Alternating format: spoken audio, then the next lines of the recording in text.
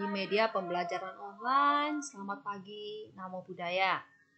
Yuk, sebelum kita melakukan pembelajaran online, tangannya anjali ya. Yuk, kita namaskar gata.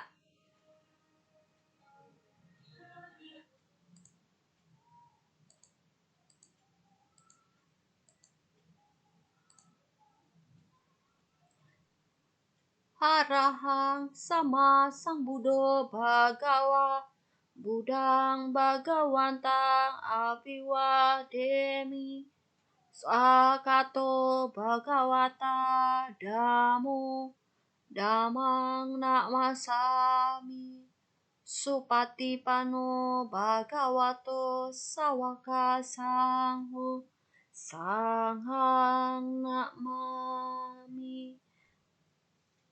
Kita duduk hening, seperti biasa, duduk rileks, mata terpejam, perhatikan dan sadari napas kamu, rasakan dalam hati, menyadari napas masuk.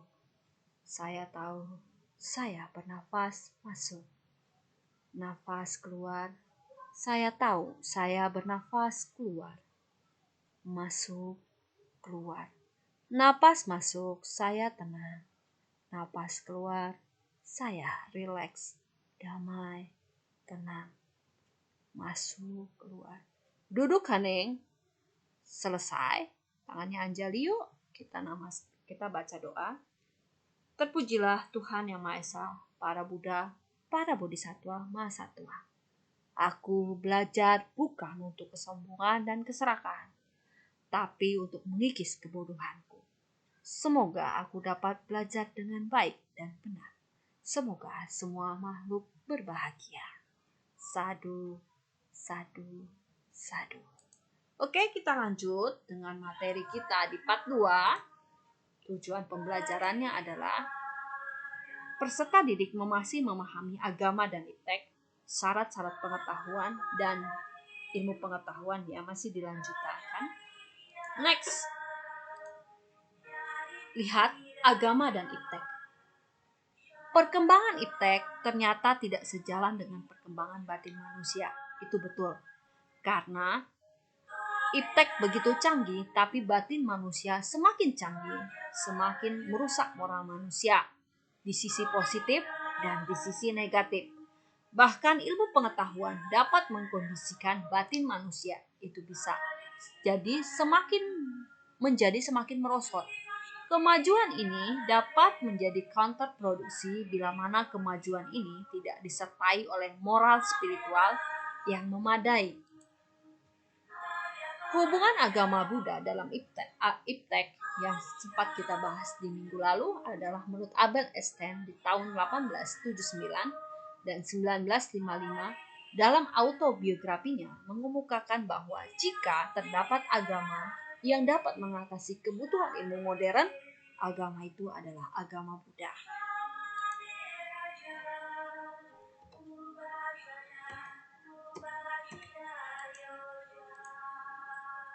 Kesejajaran dan kesesuaian. Yuk kita lihat ya.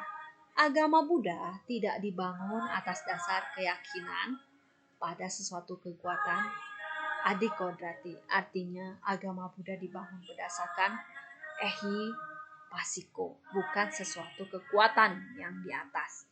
Sebagaimana sains juga, kausalitas merupakan dasar dari agama Buddha. Lihat, barang siapa melihat sebab musabab yang saling bergantungan, ia melihat dharma. Barang siapa melihat dharma, ia melihat sebab akibat yang saling bergantungan. Tak ada sesuatu yang timbul tanpa sebab. Karena itu, agama Buddha mengabaikan sebab pertama. Jadi, tidak ada timbul tanpa sebab ya. Dari segi epistemologi yang menghargai kebebasan berpikir dari verifikasi lewat pengalaman, agama Buddha dapat dikatakan mirip dengan sains yang menghendaki adanya percobaan yang bisa dibuktikan kebenarannya. Oleh karena itu, keyakinan dalam agama Buddha bersifat rasional, timbul berdasarkan kebijaksanaan yang bersih dari tahayul.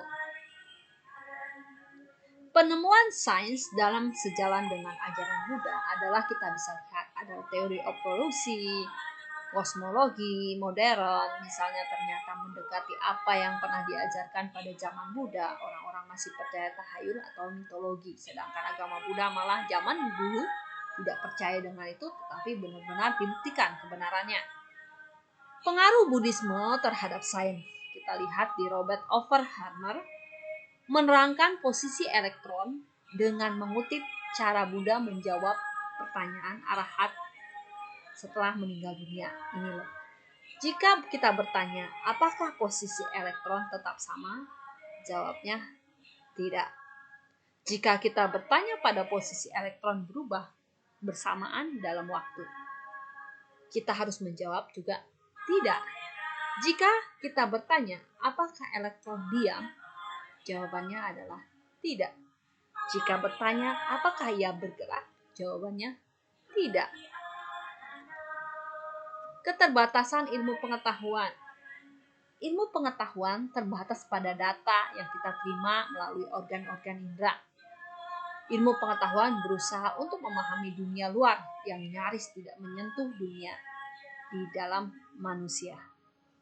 Ilmu pengetahuan bersifat sekuler atau duniawi sepenuhnya dan tidak memperdulikan tujuan spiritual manusia. Sehingga dengan ilmu pengetahuan bisa mengabaikan moralitas ya. Materi dan bersifat pemikiran ilmiah saja. Agama dan ilmu pengetahuan. Kerjasama agama dan ilmu pengetahuan dan agama sangat diperlukan untuk keperluan pelayanan terbaik bagi umat Buddha. Agama tanpa ilmu pengetahuan adalah timpang, sedangkan ilmu pengetahuan tanpa agama itu buta. Apa artinya? Bahwa ketika ilmu pengetahuan berkembang tanpa agama, maka kemerosotan moral akan terjadi. Sedangkan ilmu pengetahuan tanpa agama adalah buta, artinya juga tidak bisa menyeimbangkan. Ilmu pengetahuan bisa berjalan tanpa ada spiritual, juga bisa membuat moralitas menjadi rusak. Ya, semakin canggih ilmu itu disalahgunakan. Agama ilmiah. Salah satu alasan mengapa ajaran Buddha mudah dirangkul oleh semangat ilmuwan adalah bahwa Buddha tidak mendorong kepercayaan yang kaku atau dogmatis. Alasan kedua adalah bahwa semangat ilmiah dapat ditemukan dalam pendekatan Buddha terhadap kebenaran spiritual. Metodologi sains dan agama Buddha antara lain kita lihat bahkan di dalam bahasa Indonesia pun, bahasa Inggris pun selalu seperti itu. Metodenya adalah 5W, 1H. Pembuktian dan kedudukan. Dan pembuktian contoh misalnya kayak Prajapati Gotami.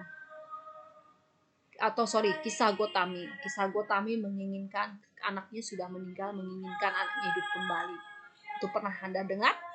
Bahwa dia berusaha untuk mencari obat untuk membuat anaknya hidup kembali. Tetapi ketika Buddha bilang kamu harus cari biji lada di mana rumah orang tidak mengalami kematian, dia telusuri semuanya. Satu pun keluarga tidak ada yang tidak pernah mengalami kematian, semua mengalami kematian. Nah, dari situlah pembuktian dan kedudukannya bisa dibuktikan. Analisis situasi, Simsapasuta. Ya, nanti kan kita bahas Simsapasuta itu apa? Analogi dan ilustrasi yang seperti dijelaskan cerita-cerita di dalam agama Buddha ya. Ini sama. Kesimpulannya, kebenaran ilmu pengetahuan bersifat relatif dan merupakan subjek perubahan. Sedangkan kebenaran yang ditemukan oleh Buddha bersifat final dan mutlak, yaitu kebenaran dhamma yang tidak berubah dengan waktu, tempat, dan keadaan.